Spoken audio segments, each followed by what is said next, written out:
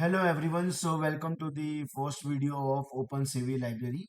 Okay, so first of all, the full form for this OpenCV, it is nothing but the open source and CV indicates computer vision. Okay, so it is an open source computer vision and machine learning software library originally developed by Intel, and now it is maintained by the community of developers under the OpenCV Foundation. Okay, and obviously it is very huge open source library for computer vision, machine learning, and image processing. OpenCV supports a wide variety of programming languages like Python, C++, Java, etc. It can process image and video to identify objects, faces, or even the handwritings of what humans.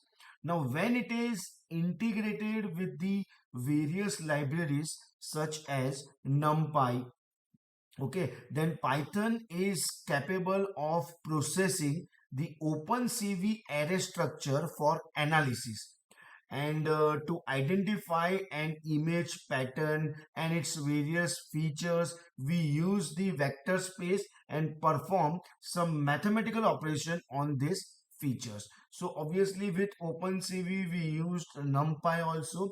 So obviously we have to install both the things, OpenCV as well as numpy, and if you want your analysis in the graphical form, then obviously you will require matplotlib also. And one more thing which I would like to tell you all, that is nothing but with OpenCV you all can do various projects like age detection, like clicking the photo of any human, and then you can easily detect the age. Okay, then webcam QR code scanner, it is possible. Then face detection or color identification, real-time distance estimation, etc. Like many more project is possible using the OpenCV.